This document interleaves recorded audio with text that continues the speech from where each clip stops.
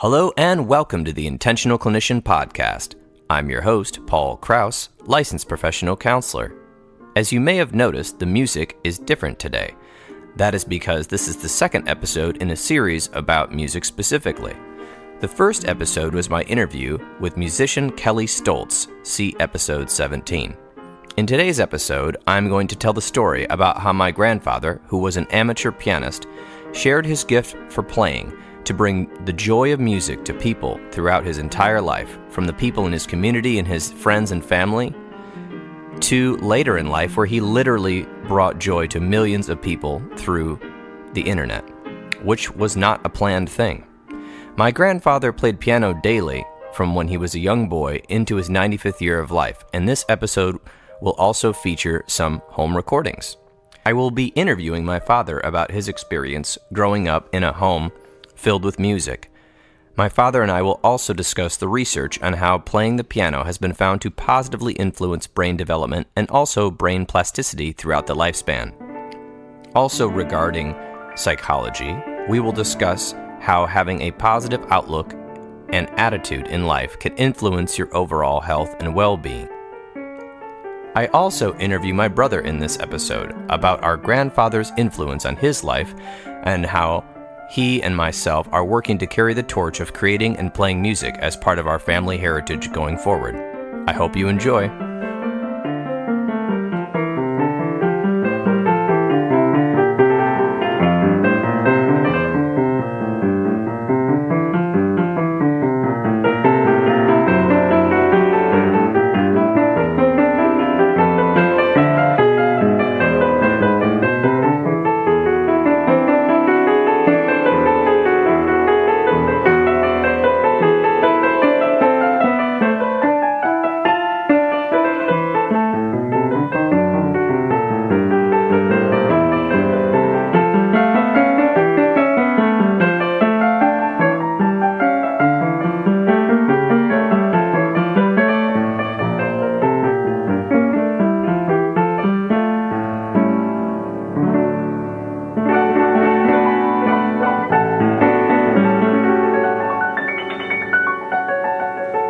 So I wanted to start out the podcast interview with my dad, John Krauss, kind of talking about the beginning of a strange phenomenon that happened in our family a few years ago, about my grandpa going viral. I guess that's the best way you can summarize it, which was a very strange thing indeed and quite a surprise for us.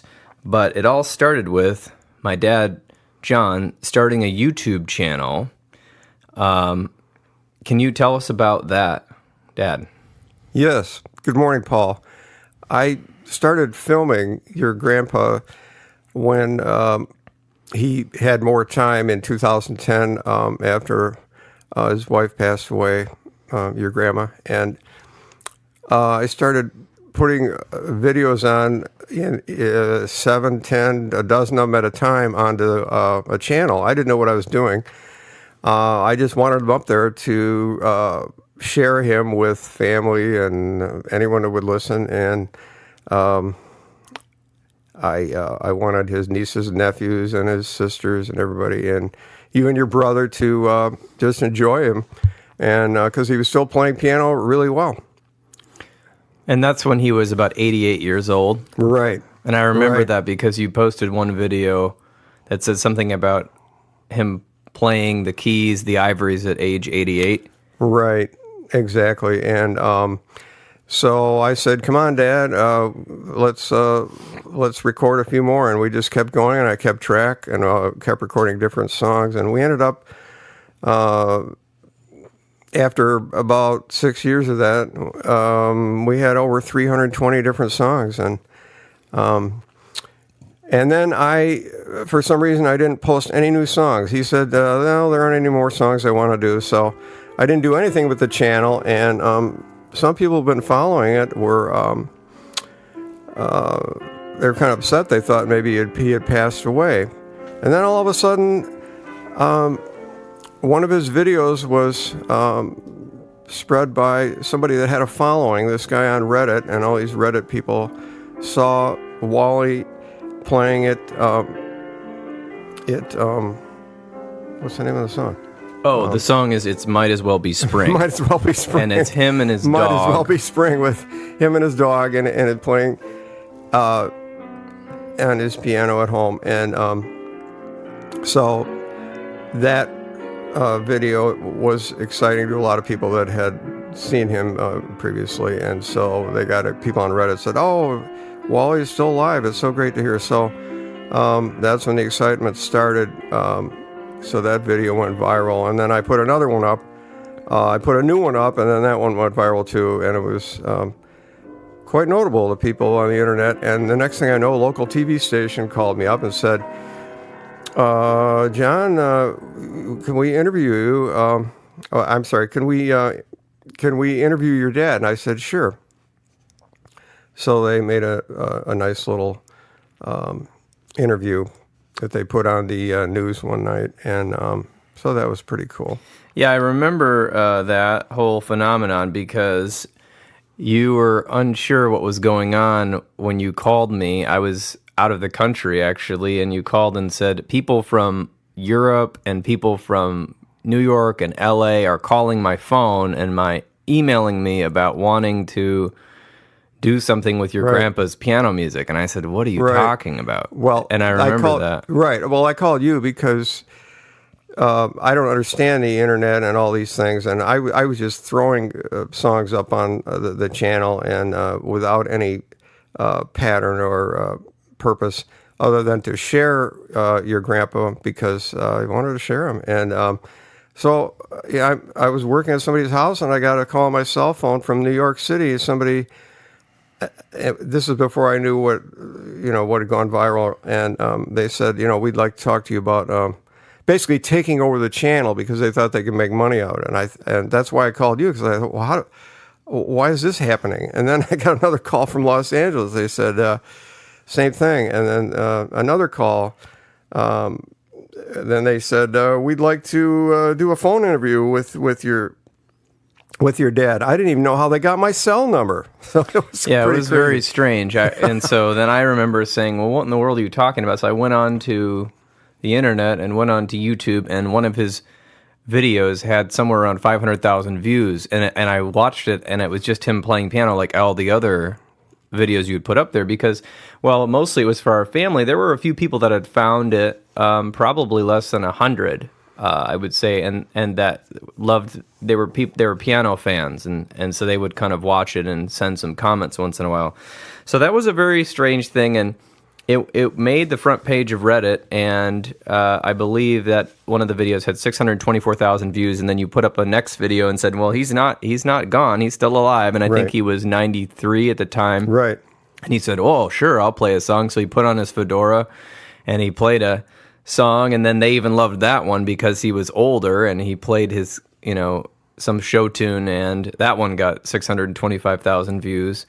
And then a bunch of people subscribed to the channel and started watching older piano videos, and there was a demand for more. They wanted you to record more videos, and then you thought, well, why don't I get some of my friends who are jazz musicians in the area here to also record some, and you would put one of your friends who plays ragtime and jazz up there just for fun to show some of your friends. And at current standing, the channel has 2,049,402 views and over 12,000 subscribers, which I think you had more for a while when Reddit was really pushing it. But I think some people were just kind of into the viral phenomenon. Right. And then the piano channel is Happy Piano 1. And if you Google that, you really won't find it because you'll find everything about how to play Pharrell's song Happy. But if you Google Wally Krauss, you will be able to find the channel and subscribe. So that was an interesting thing, how you just started wanting to share the old piano music that your dad had played, and we're not publicizing it or advertising it or doing anything besides sending a few emails to people that or family members that missed him, and he couldn't travel very much, and so absolutely. And of course the the main purpose, especially since I didn't really know what I was doing other than just handling a digital camera and uploading it, I just wanted to share your grandpa because I just thought it was time that more people would be able to enjoy him, and his personality would come through his music. And I thought he was such a unique person that he was still playing incredibly well for his age.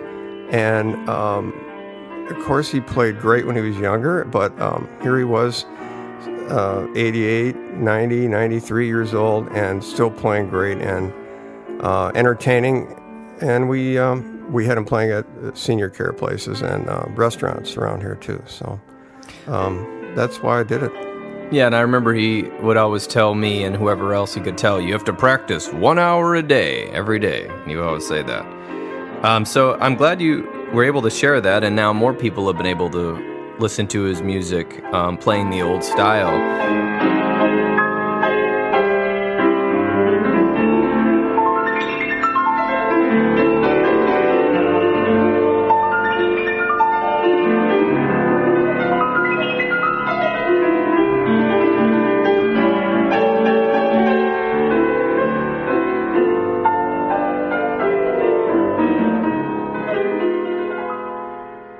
Kind of wanted to shift the conversation a little bit into the past so people have some context for why his piano playing was special and why it was sort of a phenomenon. And I know that maybe you could tell a little bit about how music was in your house and in your community growing up, where you grew up.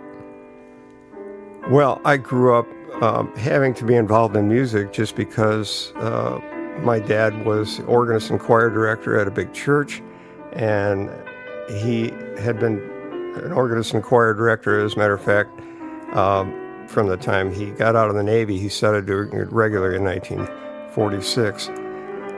And so I always had to be in his junior choir, and then when I was in high school, senior choir, and we had a terrific men's octet when I was in high school. And I really enjoyed that. So Wally was, he had a real gift for being a music leader. And so he used to direct the choirs from the organ bench while he was playing organ, or he would direct with his head as he played the organ with both hands. And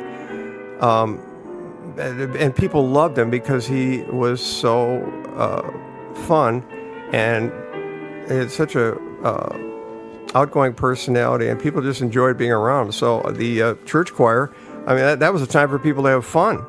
And so, of course, the choir would come over to our house, and Wally had several social circles of people that really enjoyed being around him, because he was always so lively, enthusiastic, and fun, and he loved to joke around. And to him, music was life. And it was exciting if he could help other people enjoy music. The neighbors, he had the golf group, he had the church group, he had people from work. He worked for a steel service center as a treasurer and credit manager. And so Wally just enjoyed life, and people loved to be around him. And then, of course, the family. I don't want to forget family. We had terrific family parties, and Christmas parties, and everybody would gather around the piano. And so this was just normal, basic thing for me. I didn't think it was anything unusual. I didn't. I knew Wally was great, and my dad was a great piano player and organist. But I was just so used to it. I didn't say, "Gee, Dad, you should record yourself," and he never said, "Hey, I need to be recorded." Never, when he was younger. So finally, when he was 88 years old, I said, I got to do some more recording. Now, I did record some audio of him when he was in his 70s. So we made those into CDs, and those are on the channel as well, by the way. We had them carefully edited into little segments, little songs. And so fortunately, we have your grandpa playing when he was in his 70s, not just later when he was in his 90s. Yeah, absolutely. And so some of what, and also I'll put those links in the show notes, as well as we are creating a Bandcamp where you can download his audio recordings that you recorded when he was in his 70s, Christmas songs, a bunch of classic jazz and show tunes and pop songs from a long time ago. And so, I wanted to just talk a little bit more about that before we get into the biography and why music was important. But growing up, you lived in the suburbs of Chicago, and basically what you kind of summarized there was that your dad, my grandpa, was very socially involved. And that's what is interesting, because he doesn't fit this stereotype of this kind of church choir director guy. That's why when you said that, I was like, well, people are going to start thinking he's just another old choir director. He was very, he liked to party. Let's just put it that way. He worked at a very successful steel company in Chicago and traveled all over the world, really, flying around, doing business things. But he had started getting his lust for travel, I think, during the Navy. And when he was in the Navy, he was in officer school at Northwestern, and then he went off into the Pacific Theater because he was born in Germany, and so they did not want him anywhere near Europe. He spoke fluent German, and he started playing at parties and got involved in the Navy, some sort of unofficial band on the ship. Is that what happened? Yes. Well, I could just start when he was young. His father, your great grandfather, then this is a very poor immigrant family, and this was about 1932. My grandpa Martin took him to a parochial school teacher that they knew, and said, "Which of my sons here should be playing the piano? Should take piano lessons?" And that's how it all started. Then the guy said, "Well, your younger one, Wally, there." And then once he started teaching, this teacher started teaching him piano and organ, he found out that he really had a gift and said, "Oh, your son Walter is very, very gifted, and I will put a piano in your home." And the man did, and he gave him free lessons. And so your grandpa did have a gift from God of just he really took this music seriously, and he could really run with it. He played Bach, and here he was, 16, playing Bach in church and all the good Lutheran organ music that people like. But then he would just as easily go home and play all kinds of different music on the piano, popular music, which your great-grandfather didn't really like. He wanted nothing but religious music. But so by the time your grandpa went to Northwestern, by the way, he went on a scholarship because of a very poor family. He got a scholarship at Northwestern. Yeah, it was an immigrant family from Germany. Yeah, and so he was valedictorian at Dundee High School near Chicago, and his 2-year scholarship ran out. The Navy came to him at Northwestern. They said, "Oh, Mr. Krauss, we'd be glad to give you a scholarship for your final 2 years, but you need to join the Reserve Officer Training Corps." He said, "Fine." So he was being trained to be an officer, and that's how he finished school at Northwestern. So by the time he was out of officers training school, the Japanese had surrendered, and he was shipped out into the Pacific and found his ship that he was to be on. And he finally got there in November of 1945, which was about 2 months after the surrender. So there were quite a few sailors out there on ships, hundreds and hundreds of ships that we had out there. And all these sailors just wanted to come home. I mean, the war was over. So when Wally showed up on the ship, they said, "Welcome aboard, Ensign Krauss, and we've got something for you to do." And they had found out that he was an organist back home, and so they got together men that could really sing off of his ship. He was on a very large ship, a heavy cruiser, USS St. Paul, and they made Wally the director. And so they actually had a piano. They actually had a grand piano on the ship, and Wally said to the captain, how did you get a piano? And the captain said, "Well, never mind, we just acquired it."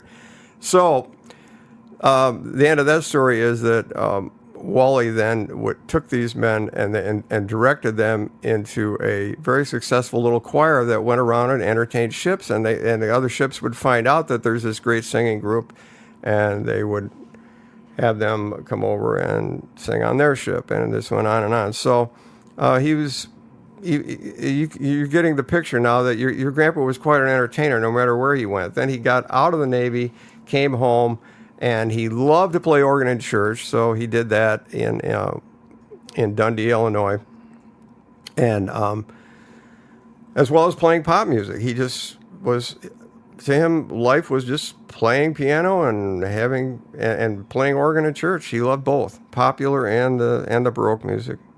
Yeah, I was gonna say, I noticed that wherever he was, he basically had the same attitude, whether he was, or from my memory, going to the church to hear the Lutheran hymns or going to the clubhouse with all the seniors to play songs and have a drinking party until the wee hours of the morning, which I was brought to when I was over 18. He was just always happy to be there and excited about the music no matter what it was, and excited about people getting into it and singing, no matter if it was a hymn or if it was an old song from the 30s or 40s that everybody would sing or whatever, and exactly. he didn't mind.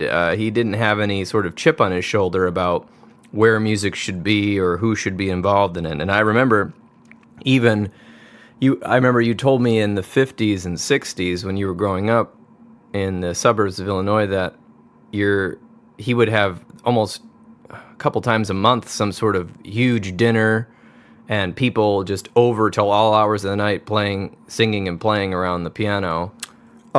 Well, and by the way, I really enjoyed these people were all 30 years older than me, the neighbors, all these social circles.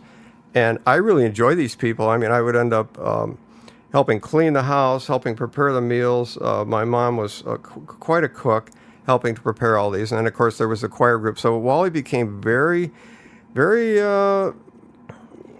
very tight with so many people because he was kind of like a social magnet. And so these parties, yes, and whether they were choir parties, or whether the choir would come over, or whether they were neighborhood parties or whomever, there was always fun to be had around the piano. And I would say one more thing: the amazing thing about all that is that he just kept on doing it until he reached his middle 80s when we moved him here to Williamston, Michigan, because he needed to be near family. And the last 10 years of his life, we substituted or replaced all his social circles from the past with the internet, which became this incredible thing to him. And of course, playing in restaurants and senior care places, we did have fun sing-alongs, and there was still all the incredible enthusiasm and the happiness and the joking around. It just kept on going.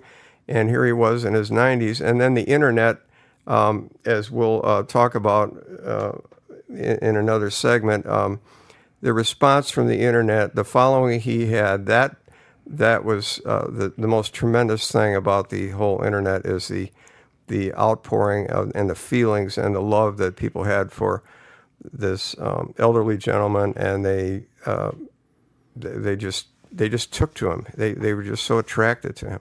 So I want to get into that and read some of the quotes, but I do want to say, just to give people a picture, this did not stop. Like a lot of people retire and Right.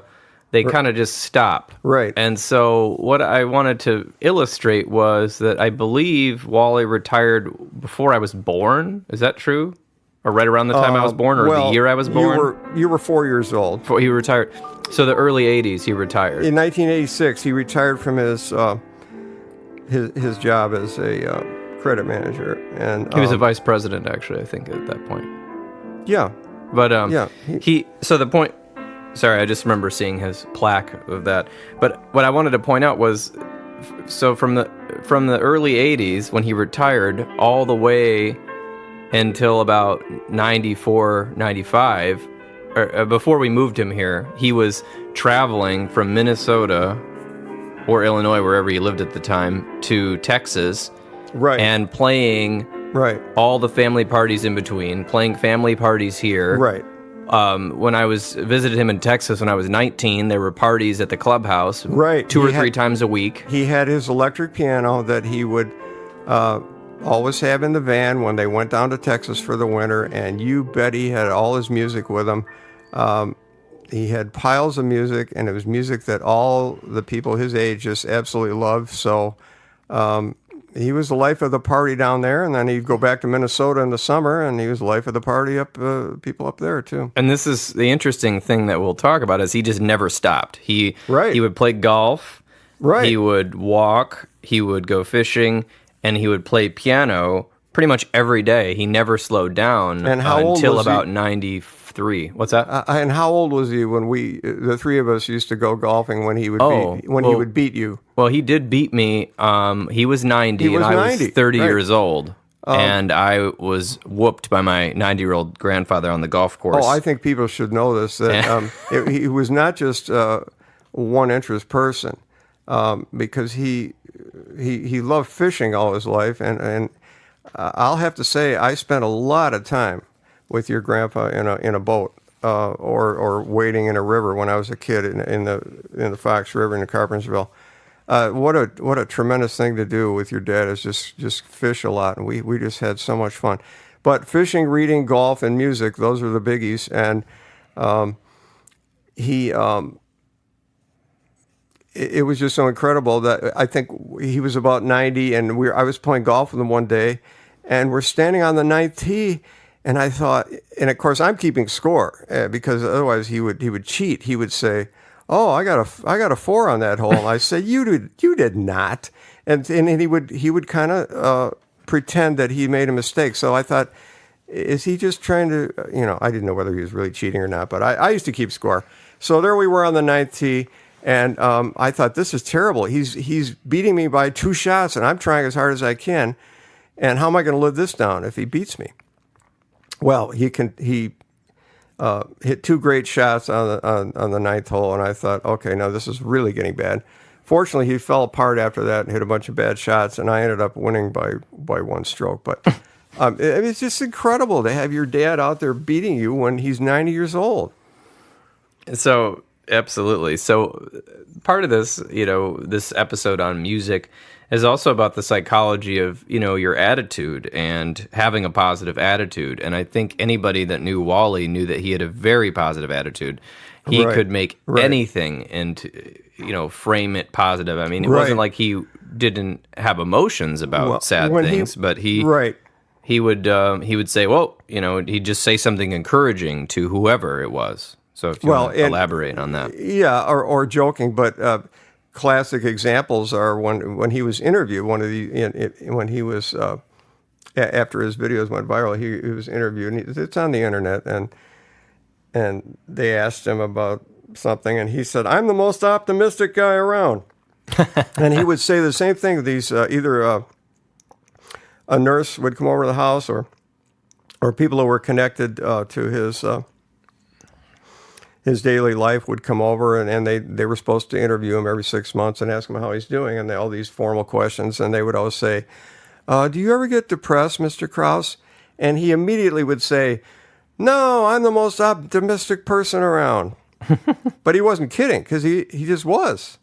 Yeah, absolutely. So we're going to be playing some songs throughout the episode, as you probably heard of his. But I wanted to ask you, are there any other stories that you remember, either from, maybe from when you were younger about choir or piano parties or anything that you wanted to say that was really interesting to you? Well, I think there's some wild stories that my cousin Jane had, because she ended up spending a lot of time with him after I moved away. And came to Michigan and got married. But my cousin Jane, a terrific violinist and a wonderful achiever, and she shared so much with her Uncle Wally. But she's got some funny stories about parties. But I would say one moment that he was really proud of was in 1963, I think it was.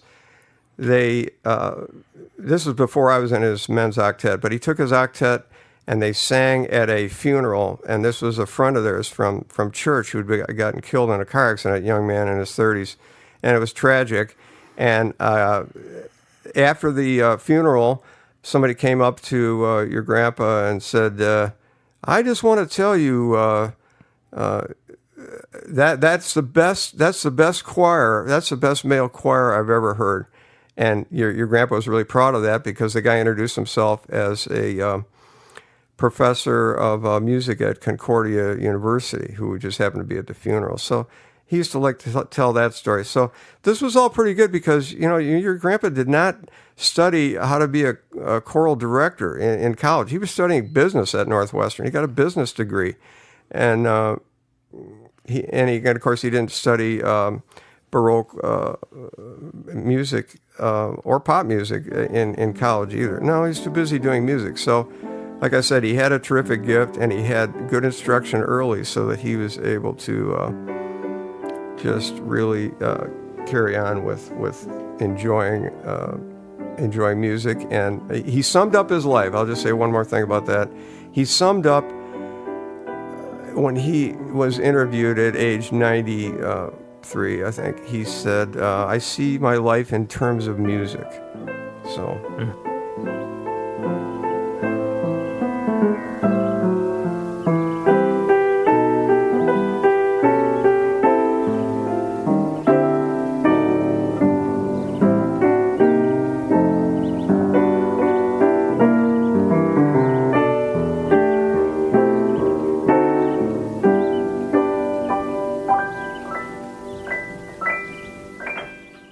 Hello, this is Grandpa Krauss talking to you and wishing you a very, very Merry Christmas. I'm going to make a little tape for all of my 4 beautiful grandchildren, for Jesse and Paul and Ryan and Timmy, and also for their parents and Aunt Chris, so that all of you can perhaps enjoy a little Christmas music as played by your old grandpa who's getting older all the time. Now, we are just about ready to take off tomorrow morning to head for Missouri. We're getting our RV all packed, ready for our winter stay in Texas. And I thought perhaps I would play a few Christmas carols for you, and you can either sing along with them or just enjoy the music. Now, I have a tape recorder here, and sometimes Grandpa will play a note, and it won't sound right on the tape recorder. So that's not my fault. That's that recorder. So don't blame Grandpa for any mistakes. Okay?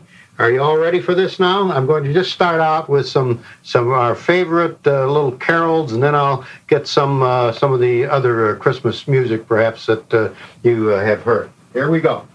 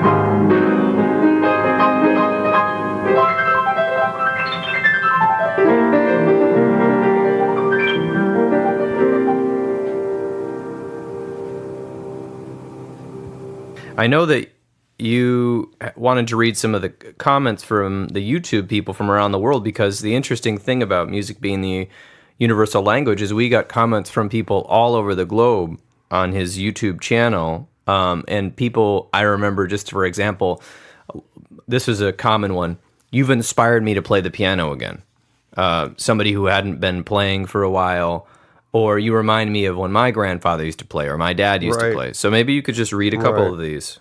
Right. Well, this is really astounding, and I'll say first that I started collecting them, and I probably have about 40 pages crammed with comments, and there's hundreds and hundreds and hundreds of them.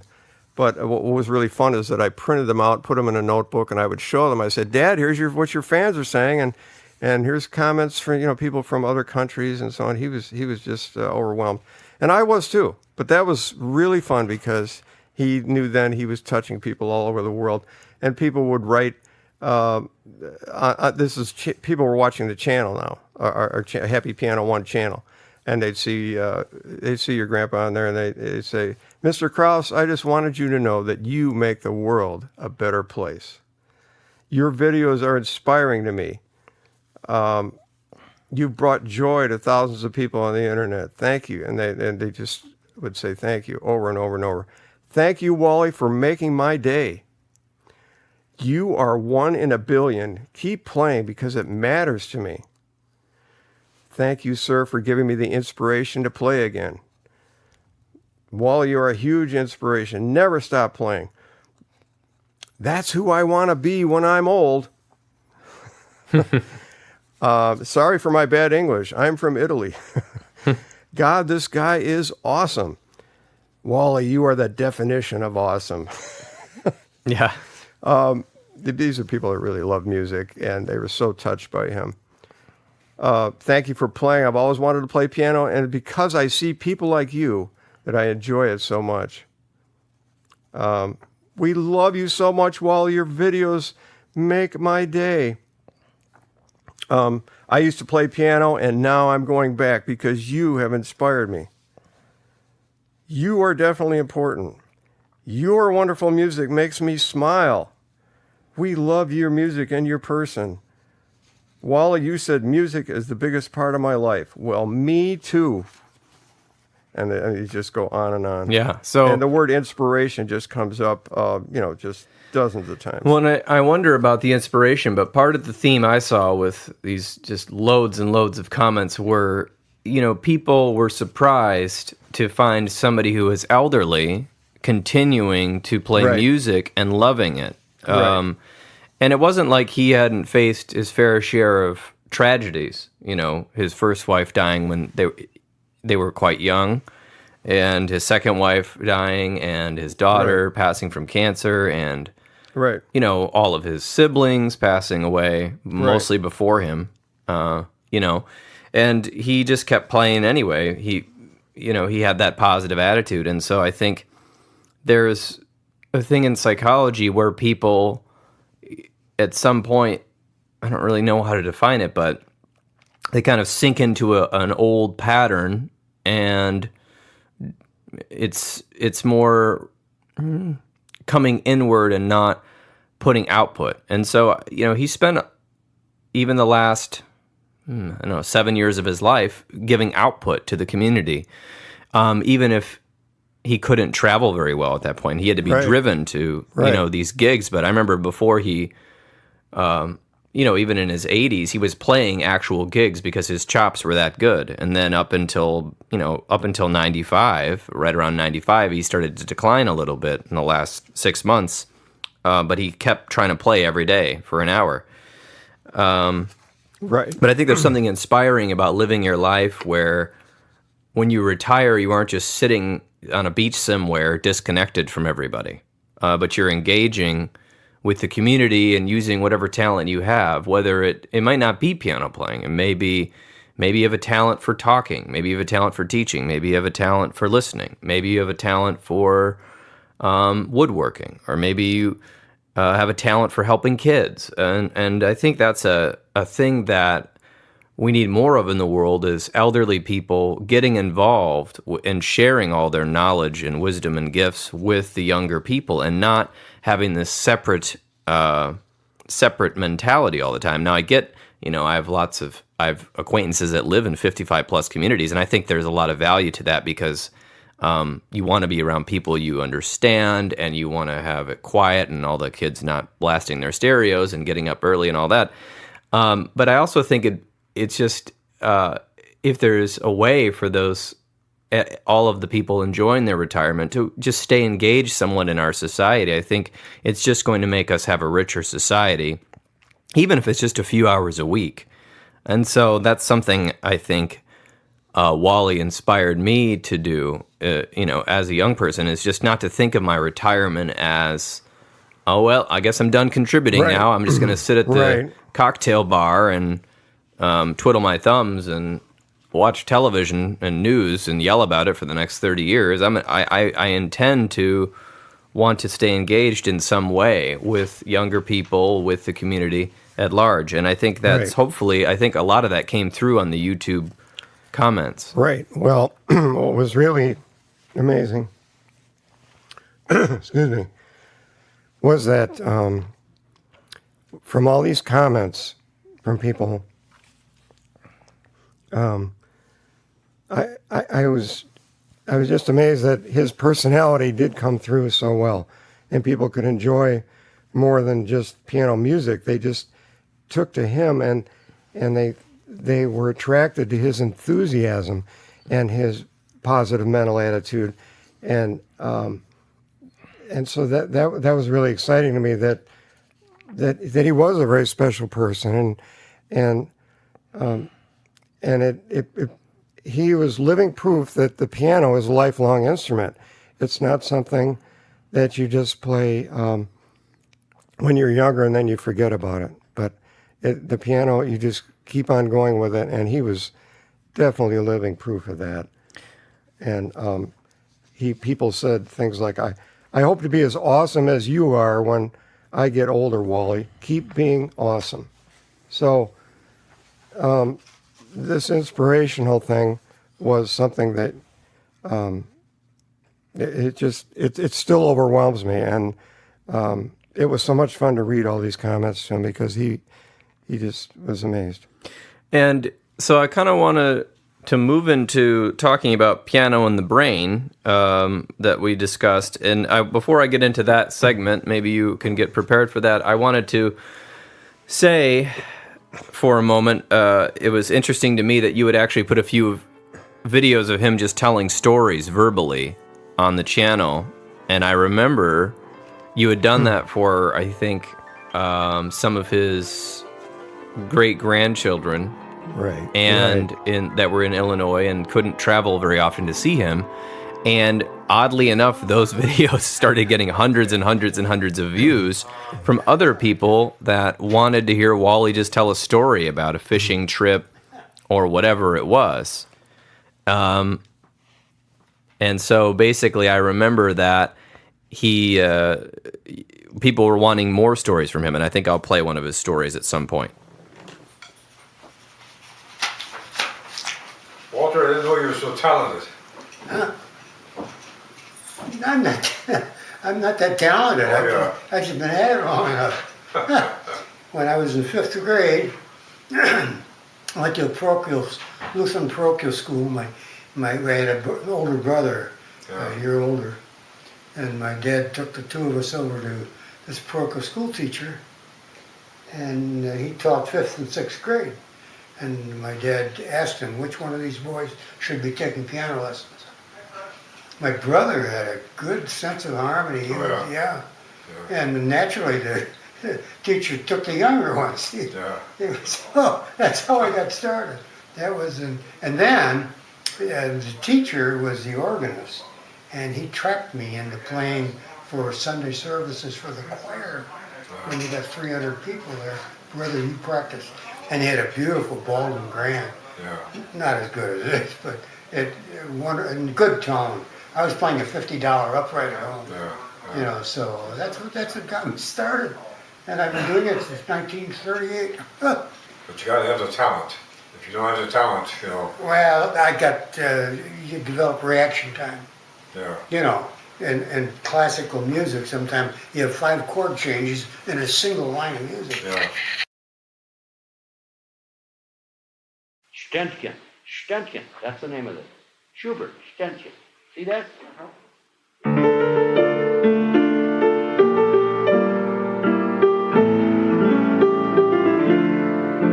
Powerful that.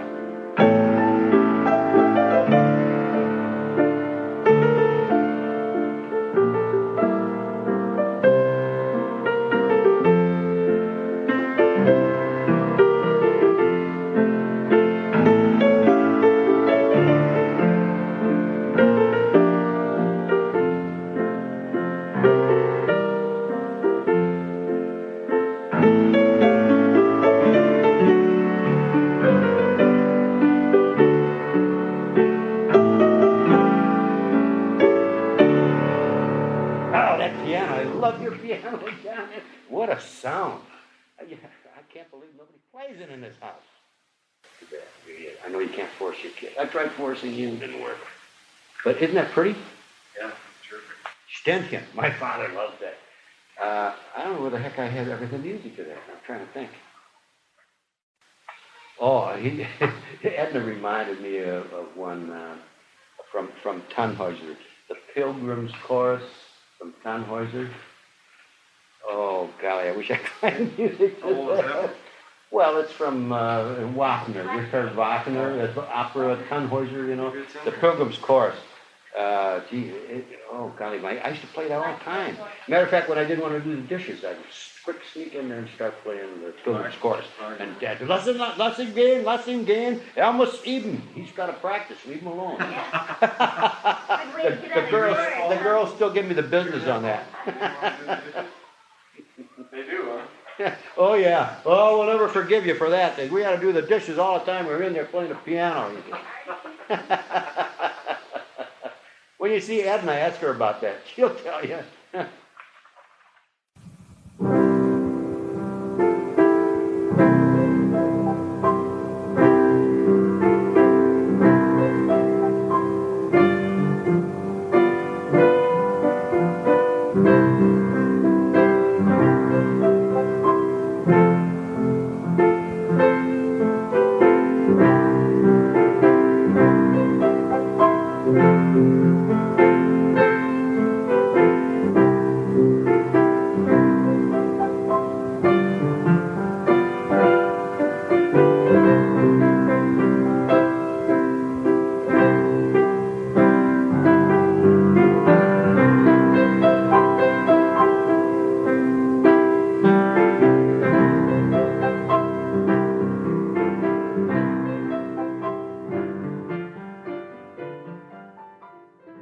Real tough old tomcat, and we had kind of a little back shed on and the jigs stayed outside.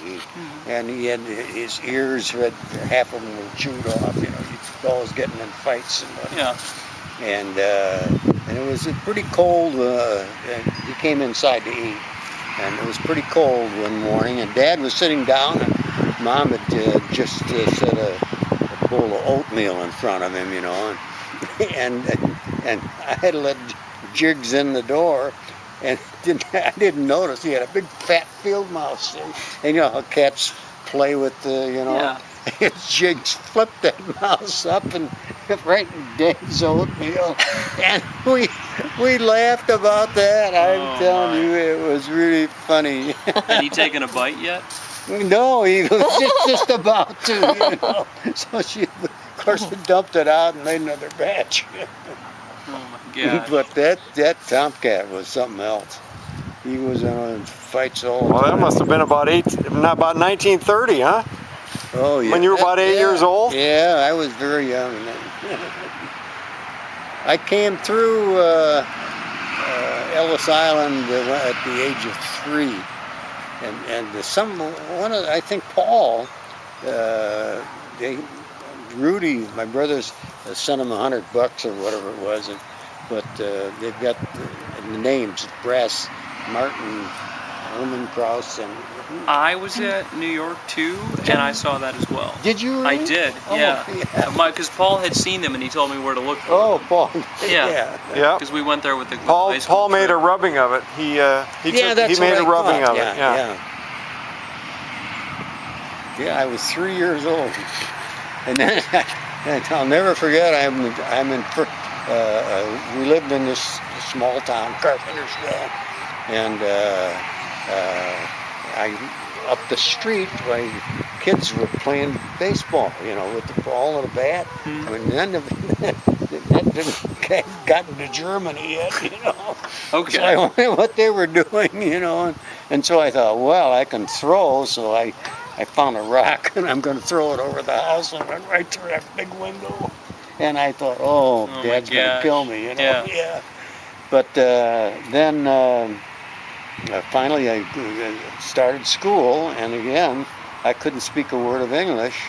And we had it was a Lutheran parochial school, and they had all male teachers, and they were all bilingual.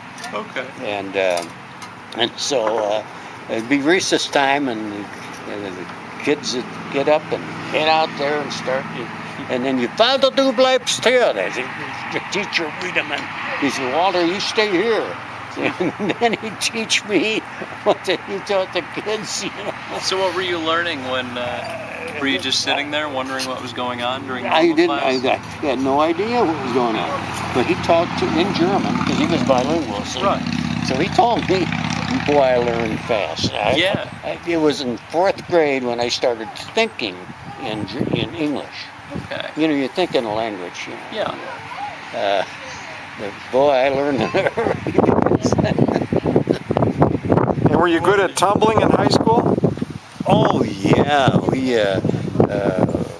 Who was the shortest guy in high school? my high school class, 103 kids. There was only one kid shorter than I was, and she was Agnes Costa, a little good girl. But You became a tumbler, right? we used to hit the springboard, and then land on the mat, and then roll to our feet. Okay. It's just. Gymnastics. Yeah, right. And they had one program, I don't know what, some kind of a school program. People were all there, and they had a pyramid with the gymnasts up there on the stage. 5, 4, 3, 2, 1. 5, 4, 3, 2, 1. Right. And then I had to come out, and I'm supposed to go over this pyramid with the springboard. Oh my gosh. And everybody was, their mouths open. I went running like crazy, and I hit the springboard, and that was the sound. Then they collapsed the pyramid. They collapsed before you left the springboard? Yeah, as soon as I hit the springboard, they collapsed the pyramid. They're probably scared of getting hit. Yeah, but everybody roared. And then and there was a bunch of German bachelors that came from the same town that my folks came from, Saxony, Germany. And they were working in Chicago. And this one guy, Fritz something or his name, Fritz Slimbeck, he came out and he opened the door and said, Heilige, Freiliche Weihnachten, Merry Christmas. And he had a sack this big full of oranges. He dumped them on the floor, and the oranges came all over. And oranges, man, we looked from year to year, because we used to get a little shoebox full of walnuts and various nuts and apples and a couple of oranges. Oranges were just, and here we had a whole bunch of them. Well, how old were you when that happened? 4 years old. When they brought the oranges over? Yeah. Wow. I have a vivid memory there, because that was incredible, really. Because something that we craved so and loved, and all of a sudden we had more than we could eat. We ate them all, I'll tell you. We rationed them out. Yeah.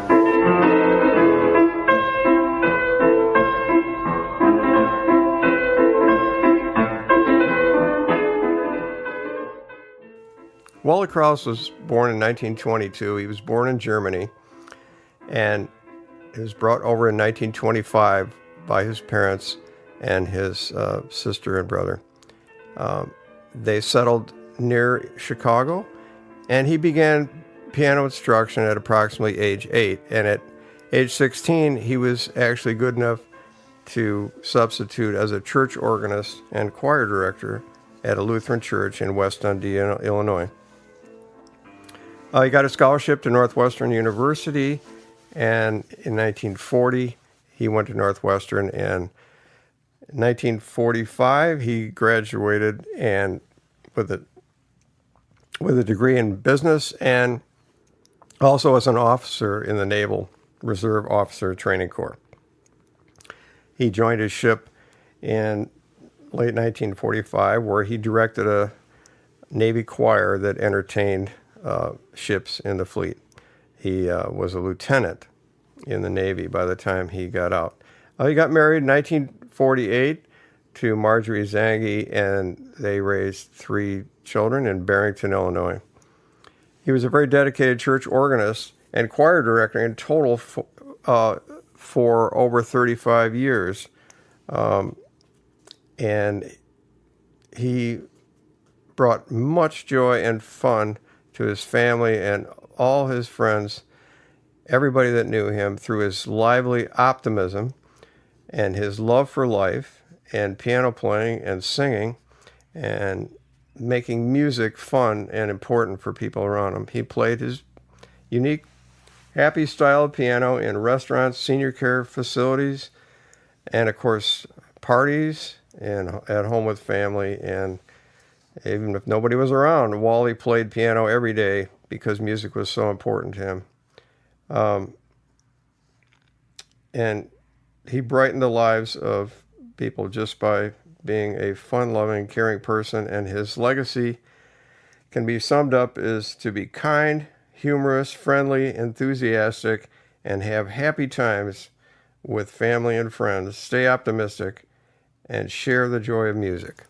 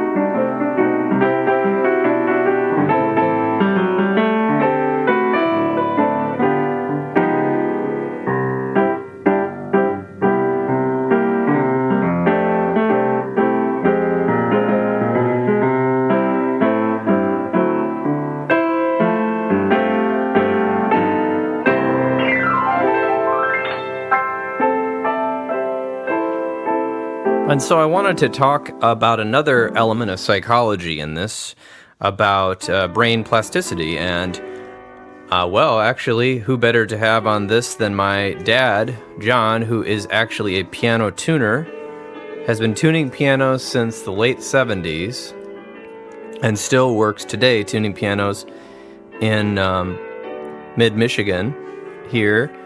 And, Dad, I understand that you developed a informational sheet explaining some of the neuroscience about piano, music, and the brain. Can you share some of what you learned when you did your research?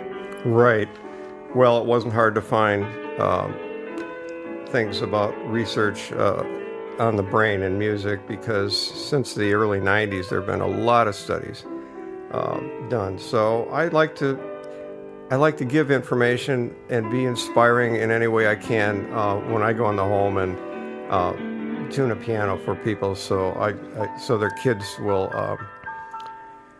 stay in lessons. And I try to do anything to keep the parents motivated to keep their kids in lessons. That's a big part of my life, and because I think it's so important. But just a couple of quick examples here.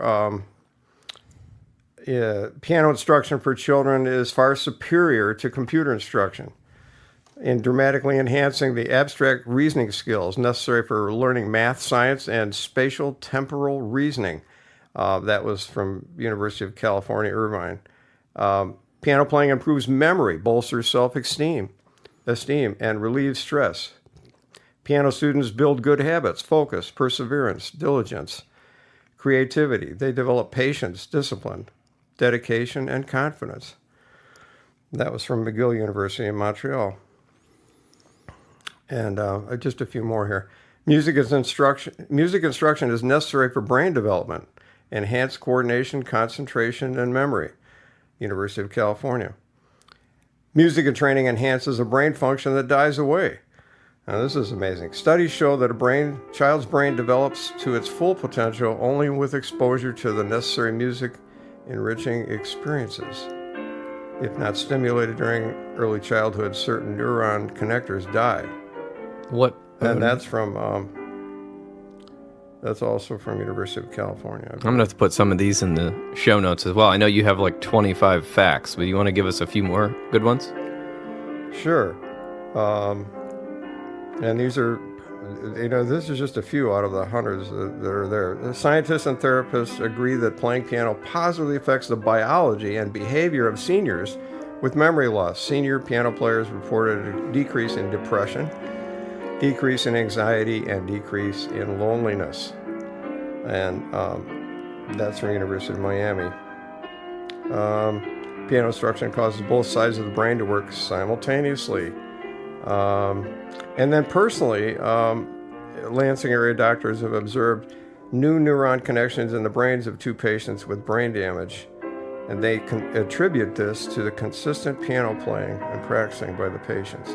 And one of these people I knew personally, it was quite amazing because she was an accomplished pianist and teacher who had a tremendously serious infection, and the doctors were trying to stop it. She almost died. It had the effects of kind of like a stroke where you have to relearn things. And after about a year after that happened, the doctor was amazed how well she was doing. And he attributed the fact that she went back to the piano and was playing the piano every day. So there's a lot of exciting things going there. Music lessons in general, you can find the results of studies on not just piano, but music enhances linguistic skills.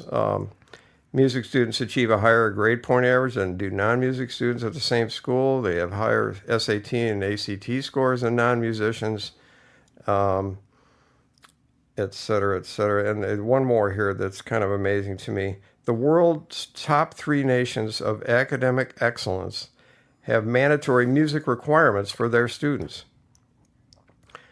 Now, this is not universities and colleges.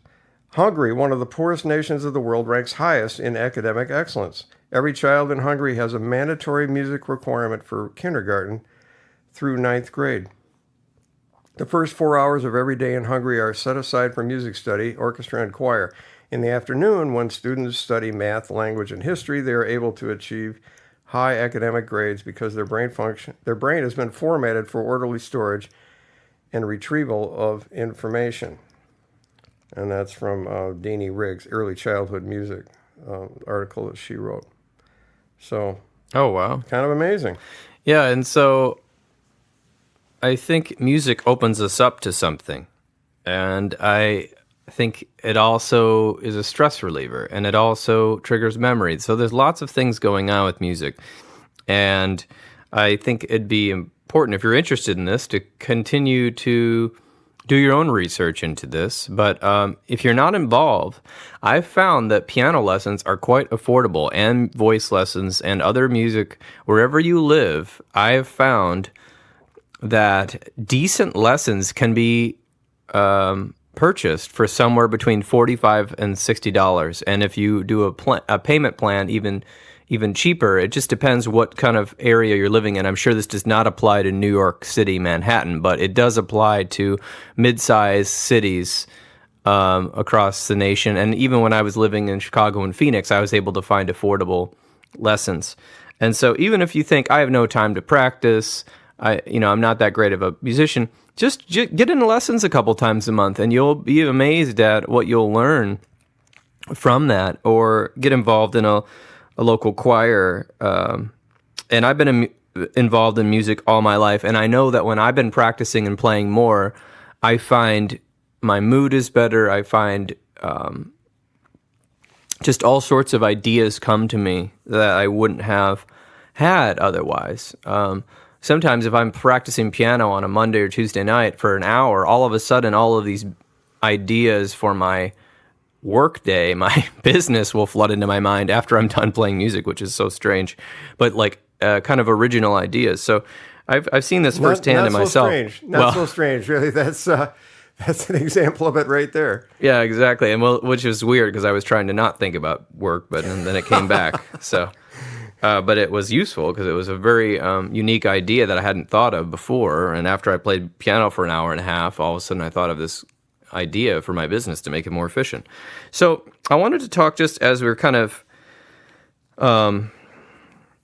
getting into this talk about music, is that, Happy Piano is still available to subscribe to, but there's some people that you've had play on that. Your friend Tim Carter, a gospel and jazz musician, Glenn Coleman, ragtime piano and jazz player, and some other local jazz musicians that you've got in doing this. My brother Timothy putting some of his piano works on there, and myself, actually, I'm on there. I think I'm singing an old jazz song you recorded me playing, Ain't Misbehavin'. I think I'm on there too. Yes. And then I played some piano for Tim, my brother, to sing to. Yes. So there's some other people on there as well, trying to keep the channel alive. But, it's a volunteer thing, and we've got, I don't know, how many, 300-something videos at this point? Something like that. What, the total on the whole channel? Yeah. Well, I think the whole channel has close to 500 now. Excuse me. But that includes a lot of Glenn Coleman, where we recorded him playing at parties. And so the number of pieces of music, number of videos is quite massive. And I would just say how that started was that after your grandpa passed away, your brother said, we need to continue this channel. We have all these followers and people are enjoying music, and we've got to do something to keep the legacy of Wally going. And when Tim Carter heard that idea, he said, "You bet, we got to do that." And Tim Carter is a good local musician, singer, and pianist. And so you'll see Tim Carter on there. So that's where the idea came from, that somehow we've got to keep Wally's legacy going. And so we're trying to do that. We're getting musicians, and we're going to try to just keep it going the best we can. Yeah, absolutely. And it's just kind of a fun volunteer thing. So, I'd say new content is only coming on every couple months because of our, busy lives and all that. But feel free to watch the channel and let us know what you think. And I hope it brings you joy as well. Georgia, the whole day through,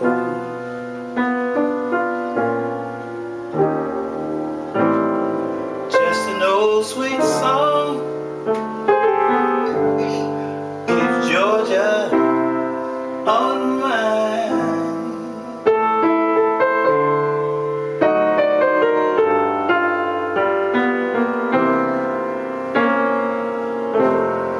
I said, Georgia,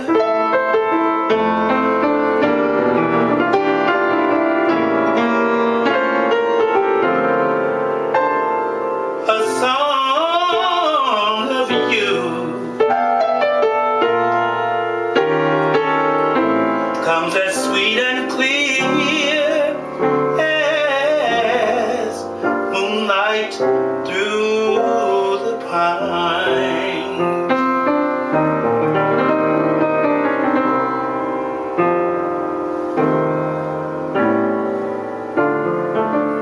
Other arms reach out for me,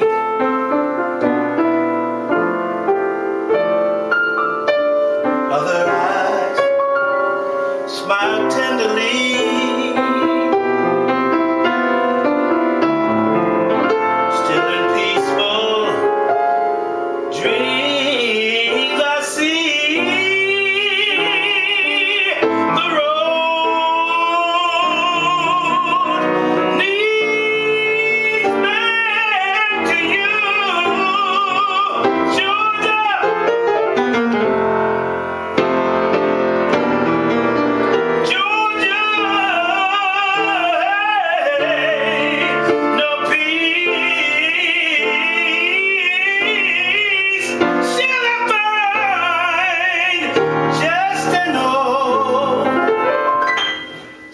song.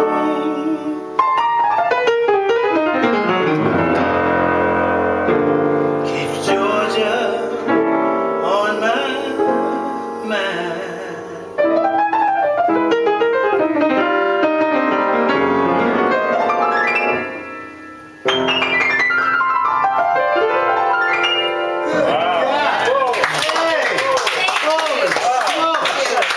I never knew you could do that. They're terrific. Yeah, I would say that is every now and then, every now and then.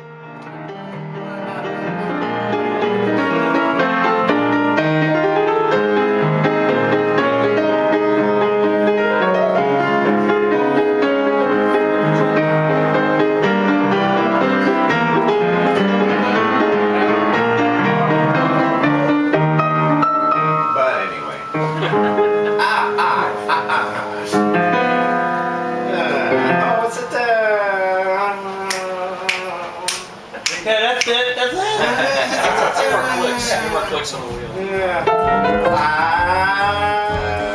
It's lost in the memory. Wait a minute.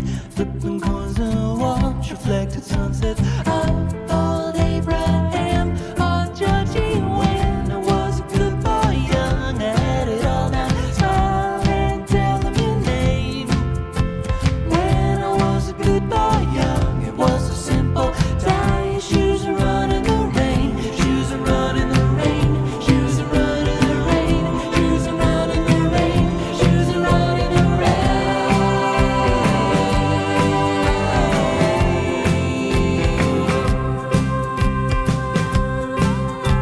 Now I'm older, yeah, I'm older. All the lines seem to be gray and shaded. Just trying to get through the day, forget her. Oh, well, anyways, that's over. When I was a good boy, young, I had it all down. Smile and tell them your name. When I was a good boy, young, it was so simple. Tie your shoes and run in the rain. Shoes and run in the rain. Shoes and run in the rain. Shoes and run in the rain. Shoes and run in the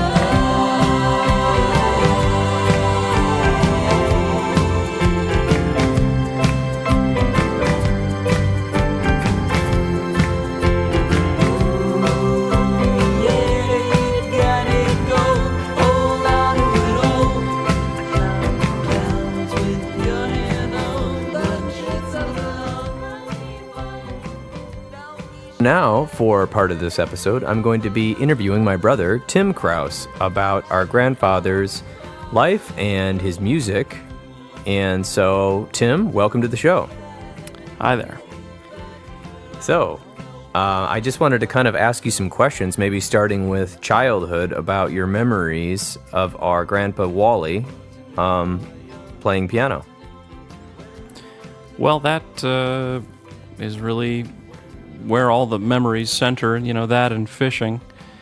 I remember him playing Maple Leaf Rag and us dancing around the room, asking him to play it over and over, or The Entertainer, because those Joplin songs are just, they're timeless, even today it would catch anybody's attention. And then, of course, what is it? Would you rather be a pig? What is that song Swinging called? on a Star. Swinging on a Star. Yeah, he would play that a lot, and we would sing along. So yeah, he was always, whenever we went to visit them in Minnesota, it was fishing and big dinners and Grandpa on the piano half the day, and that's pretty much what I remember. Whether or not he was specifically beckoning us to come and listen to him or playing a song, especially for us, he always spent some time exercising his fingers. He'd always make some comment. I gotta keep him limber. Because he had gout, and so if he didn't play every day, then his fingers would hurt. Yeah, that's true. And that was probably, I'm trying to think. I think actually you were born probably the year that they went up there to Minnesota, or they first moved away from Chicago. Oh, I didn't know that. Yeah, I think that was around the time. who's to say, really? But anyway, regardless, This is the 90s we're talking about. Oh, this was the 80s, right? When we were there, though. Oh, yeah. Maybe the first time we were there, it was the late 80s, but... Yeah, we had been going to Chicago, but that was, and I don't really remember much of that, but then they had bought or built the cottage or whatever you want to call it, house. I mean, it was kind of a mansion. Or whatever you There was a full bar in the basement, and... Well, you got to have that. Oh, yeah. If you're... Yeah, so... It was a log mansion. Yeah, so I think they got rid of their house in Chicago, and they had a log mansion, or whatever you want to call it, and an RV, and that was where they kind of lived. The RV was where they would go when it was snowing. So, yeah, and so I think that was just... It was kind of a simple life, at least it seemed to us, because when Grandpa retired, he retired in around 1980, from what I understand, and then he just kept driving across the country for the next 35 years or something like that until he was too old to keep going south for the winter and too feeble and just playing piano. So, yes, I remember we would have to go out in the morning early fishing. That was a requirement. And then we would maybe go on a hike or maybe go to town for something. And then there'd be piano in the middle of the day and dinner and then more piano. Yes. And I wouldn't say there was much television. I think the only television might have been the Cubs games on the TV or something like that. That's all I remember. Yeah, I remember ever some watching. sports, yeah. And then, of course, if he was practicing too long and Geneva needed something from him, she'd, Wally, call for him across the house. I always remember hearing that. Right, yeah, that's true. And he would just, I think he would give her a time limit, usually. Yeah, did he pretend he couldn't hear her sometimes? I don't... Or he just couldn't. He was pounding away so hard. And so then, I remember he would always tell us, you have to practice 1 hour a day, which is true, because when I actually follow that advice, I play much better. But when I don't play as well. So anyway, so that was kind of growing up. So then, of course, later in life, when his health was not as good and he couldn't travel as much, he was living near our parents. And that is when my dad thought, well, why don't I start recording some of this piano for the family that can't see him playing, because he used to play whenever he'd go somewhere, whether he'd go visit relatives in the South or in Illinois or wherever, he would have to play either his keyboard that he brought, or which was a really nice weighted keyboard with the speaker, or he would use somebody's piano. And so then my dad thought, why don't I just put these on YouTube, which was not the YouTube it is now. This is the YouTube of, I want to say 2010, something like that, somewhere around there. Yeah, he was... Maybe even earlier. Doing it for maybe 5 years. Well, and he was just recording them on a handheld digital camera from the early aughts, just like a point and shoot little rectangle that had video capability. This was not an iPhone. And so half the videos are from that camera. And I think, perhaps the very homemade quality of the channel is something that was appealing to people. And it still is. I mean, it's I go on and look every now and again, and it's, daily people are listening to his music still. Yeah, and then, of course, later on, after his death, you guys put piano music on there that Dad had discovered on cassette tapes. Yeah. Which was even more lively, I suppose you'd say, than some of the stuff he was playing in his 80s and 90s. It was because he had been playing... Well, yeah, a lot of it was recorded in the... when he was in his 70s. Yeah, in the early 90s. So, he would record cassettes. He had a little cassette player with a microphone. He would record sort of a Christmas tape and tell us what was going on with him in Geneva and some family news. And then he'd play a bunch of Christmas songs and mail it out to relatives. And so those were the old recovered, archived, vintage Grandpa Wally tapes. And also there was some tapes of my dad bringing him to a piano store where he worked and having him play in the recital hall actually some old hits too. Oh, yeah, which was kind of a cool thing as well, because that way we got some of the classics instead of just the Christmas songs. But so I'm going to be playing, I think I've already been playing, if you've been listening, some of the songs in the background. But yeah, and also I don't know, I'm going to put this in the show notes, but I didn't remember to maybe say this during my interview with Dad, but you can actually go to wallykrauss.bandcamp.com and you guys put, it looks like 3 of them up. It looks like we probably need to put a few more up, actually. Yeah. It looks like there's a few more that are really good, but the other ones that are not up are actually on YouTube, on the Happy Piano Wally Krauss YouTube, it looks like. It looks like we just need to put them on Bandcamp, and you can download them as MP3s. Mm-hmm. But everything that we have recorded of him has ended up on the YouTube channel. Everything's on YouTube for free. Happy Piano 1. Happy Piano 1, right? Which is a funny name for a YouTube channel. Well, yeah, that's Dad. I don't know what a jazz historian or a music teacher at a school would call his style of playing, but he had sort of an elaborated, lively interpretation of everything that he played, and Dad just kind of thought, well, it's his happy sound, it's his happy affectation. It's a very, and I think that's probably why it appealed to the masses. It was quite a simple explanation. It was happy piano music. That's all you had to know. It actually reminded me of vaudeville. And I remember Grandpa talking about going to the theater when he was a boy in the 30s, in the 1930s, and some of the films were silent, apparently with music accompaniment. And then also he was talking about the talkies, which had some music. And then he was telling me another time that he was involved in some sort of group. I wish I could remember. I might be able to find that story somewhere. But there was a group of kids in Carpentersville, Illinois, and some sort of music troupe, a loose music troupe. Do you remember this? No, I have no memory of that. Oh, okay. It was like a choir/band, and they would like go to some barn, and everybody would play. It was kind of like whoever could play would play, and then everybody else would dance. This isn't like when he was 7, 8, 9, 10, and his older brothers brought him to it.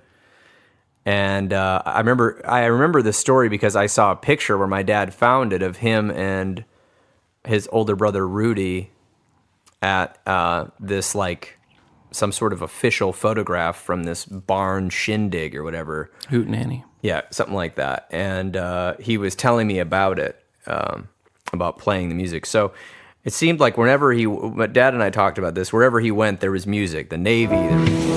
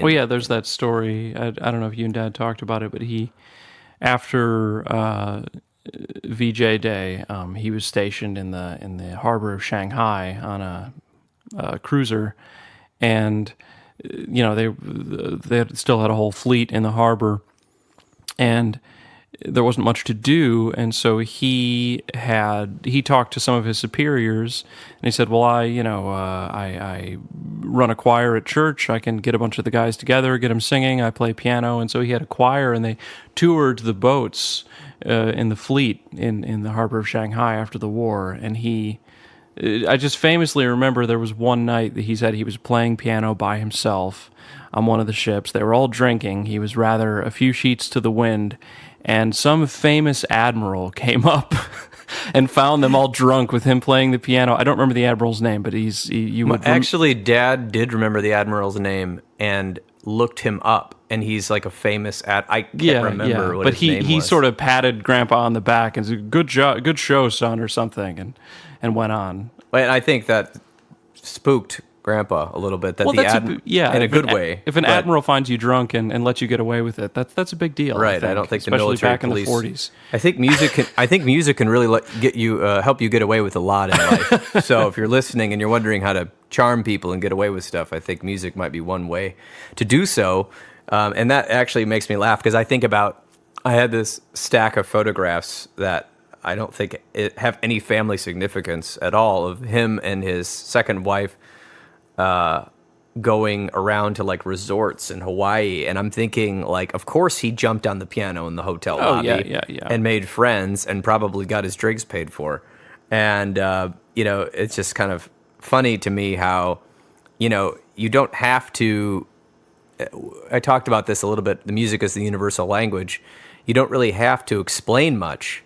If you go to a karaoke, if we fly to Japan and go to sing in a karaoke, we can have a great time with people that don't even speak our language, singing some whatever songs we sing. And just like that, Grandpa could go around and play these songs, and even if people didn't know what they were, they liked it. And I feel like you were talking about his style. I almost feel like it's like a fun vaudevillian type of style, almost like theatrical. He would add all these extra vamps and things in, to the point where I was actually trying to learn one of the songs that I'm going to play. It's called "What Are You Doing with the Rest of Your Life?" And it's from this old movie that I can't remember the name of right now. And he played it with such vamping and like interesting style, like his own style, that it almost didn't sound like I would call it the fake book version. Like I'm playing the fake book version, which is just like, here's some chords kind of vamping, and then the melody is the vocal. He played it so intricately, it was almost like a classical piece. And I think I have a copy of that. I'm going to try to put it in this podcast.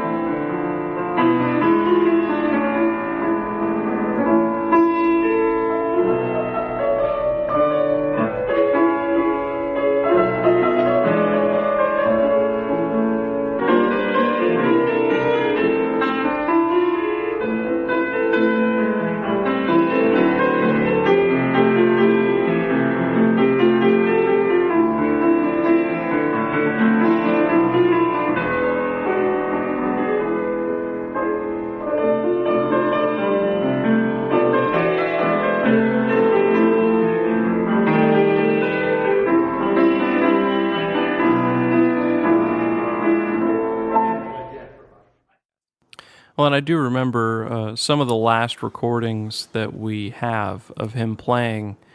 Sometimes he would just play a song for 30 seconds with a 30-second vamping intro and a 30-second or 60-second vamping outro. So there was more. Some of his final performances that we have recorded are, almost 2 minutes of vamping and then 30 seconds of the actual song. But it doesn't, it's still enjoyable to listen to. You'd only know that if you try to look at the title of the song and you know the chords and the melody. Right. So that was when he was like 94. Yeah.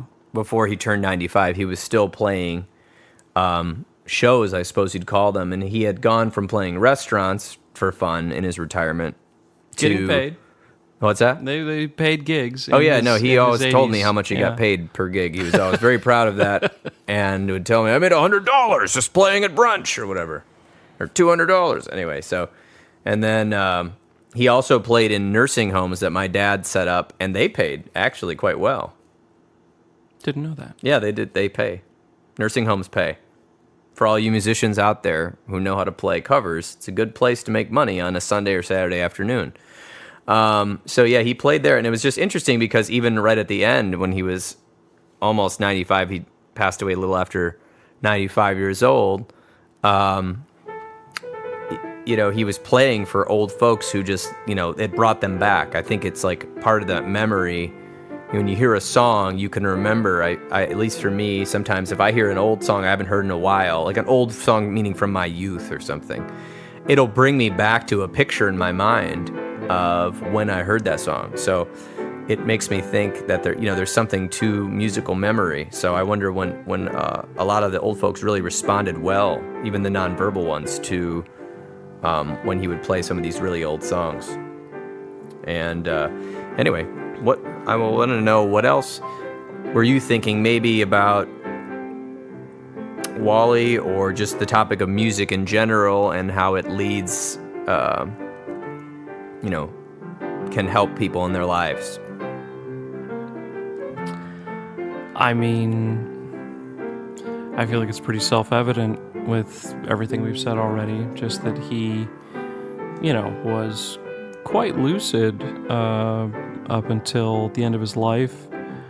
I'm sure his frequent playing of music had something to do with it. They say the bilateral stimulation of the hands doing two different rhythms when you're playing the piano is something that really helps to keep the brain in shape. And then, of course, you were talking about people in old folks' homes responding to music from their childhood. I remember hearing a story in the news about how some people who hadn't talked for years were suddenly able to talk again after, hearing music that they had. Anyways, I'm sure that happened. Yeah, anecdotal. Who knows how often? But the point is, music good, not music not good. Yes. No, there's even a quote from, I think it was Plato. Music is a universal law, like music is magic. I don't think Plato said that exactly, but he did say music is a universal law. It's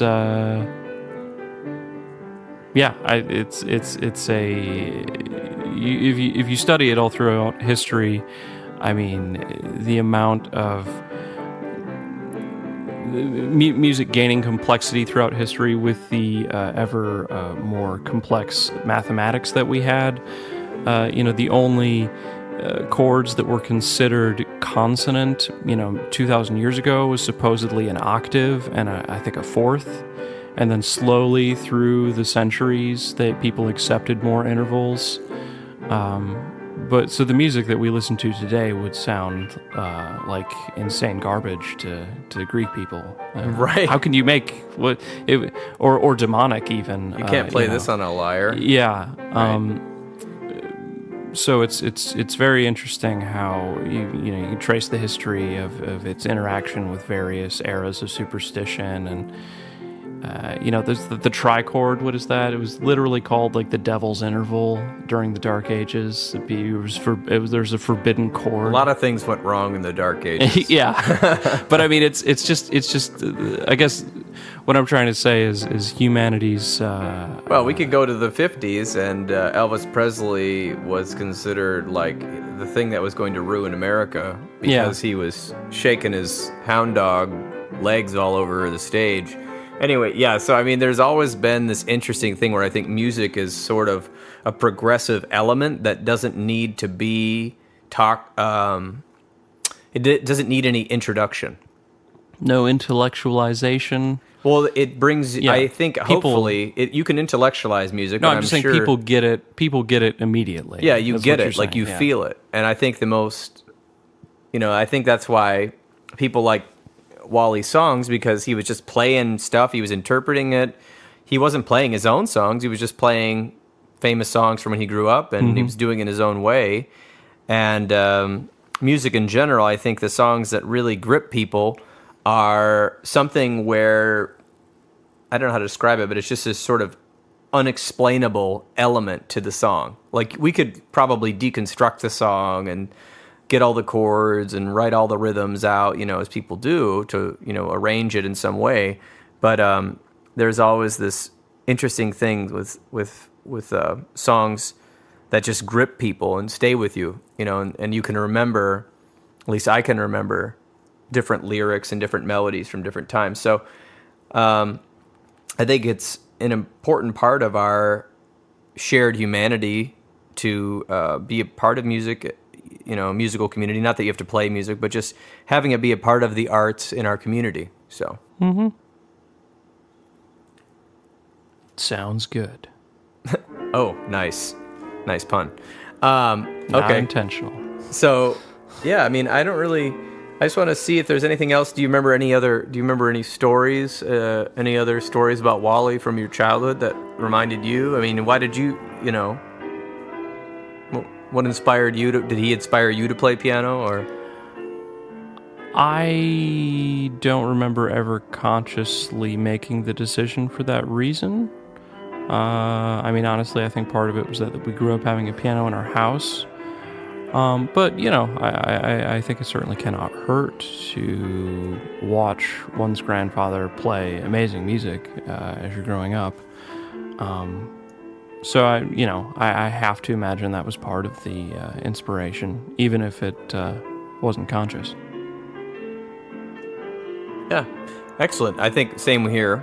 I don't really know why I started playing other than there was a piano in my house and I was told to take lessons. So, and then it went from there. So, yeah, anything else you want to share about Wally before we move on? I think we covered it. So, well, thanks, Tim, for coming on the podcast. And for listeners out there, I will include in the show notes Tim's music that he's working on is found on Bandcamp and YouTube. Bandcamp is TTTTYPES, so types with 4 T's, because there's multiple types of music.bandcamp.com. And then YouTube, I believe you just type 2 T's. Is that correct? This is really complicated. Well, yeah, I wanted to be searchable, okay? I'm just going to admit that right up front. You type the word types in with 1 T, you're not going to find anything that you want to find. So 4 T's is the user site on YouTube, has 4 as well, but 2 or 4, you will find either one. So, yes, the misspelling of the word helps you find it in a world full of music. So I know the internet. That I will preview a future episode that's going to happen sometime in the next 12 months. Will be stories. It's going to be stories about songs we wrote for an album that we will preview soon. And it's an album kind of about our childhood loosely, with a bunch of other strange stories mixed in. And that'll be, I think, pretty interesting. And there will be lots of specific stories instead of reflections. And we'll also play a lot of songs on that. So I'm excited for listeners to hear that. And as I said, this is one of the series on music.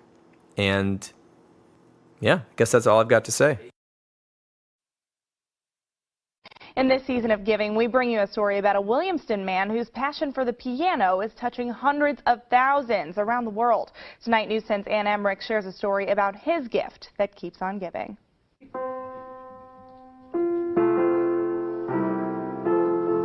When Wally Krauss gets behind his piano, something special happens. The piano is in my living room, and every day I spend an hour at it.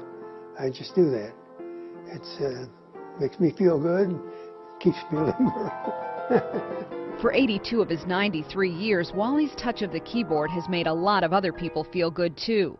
It's a big part of my life is music, put it that way. As a teenager, Wally directed choirs and went on to do the same in the Navy. In fact, there hasn't been a time in his life without the piano. On this day, Wally's tickling the ivories for a small group at an assisted living home. He has a very happy style. I call it a happy style. And so I just grew up enjoying that. And so now it's amazing that here we are so many years later. You know, I'm in my 60s now, and I still get to enjoy him playing. About 5 years ago, Wally's son John had an idea.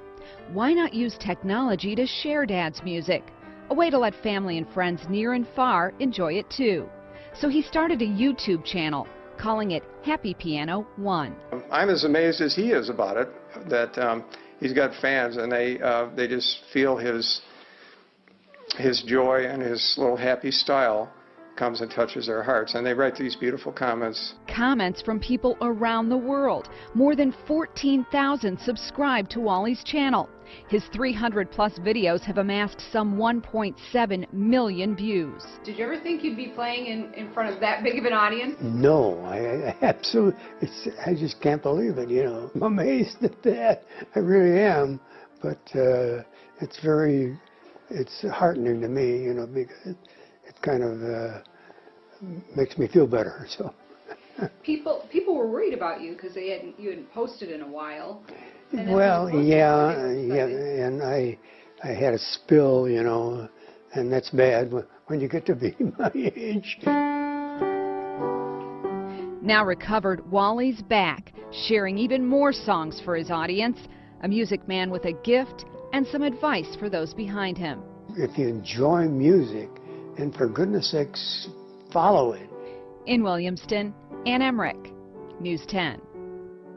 If you'd like to listen to more of his music, we have a link to his page on our website, WILX.com.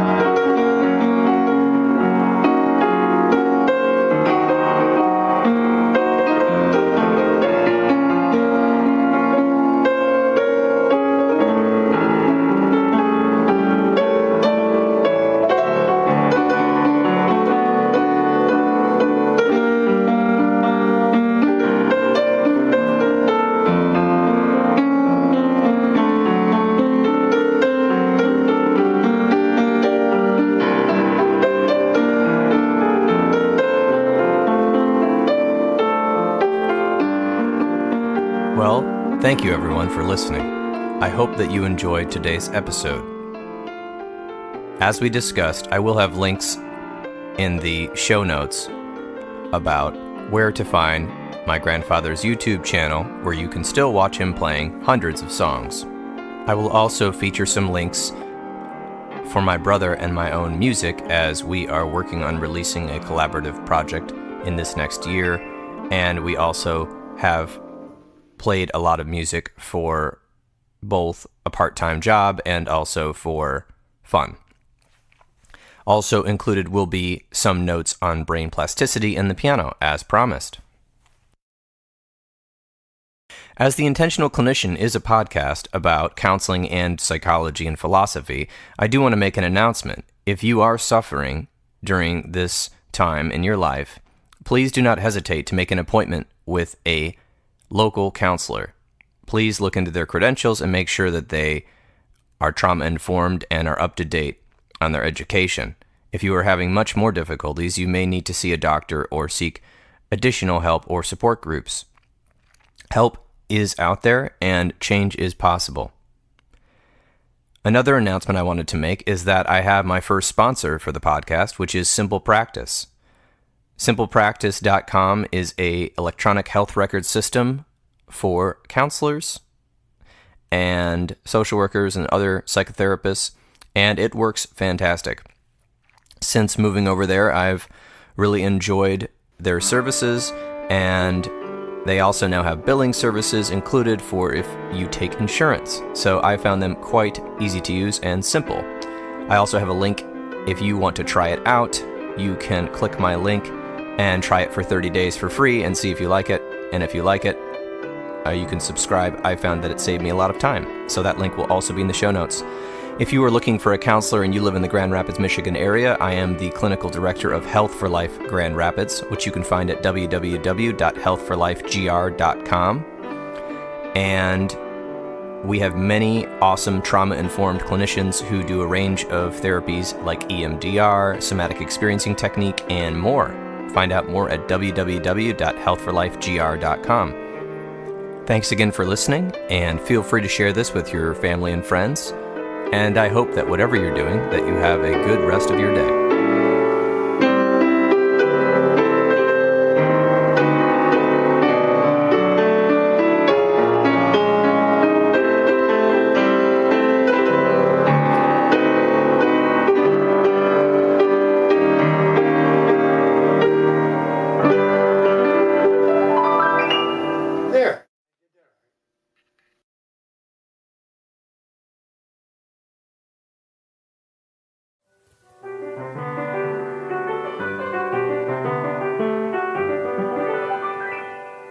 Boy, I tell you, that finger is sore.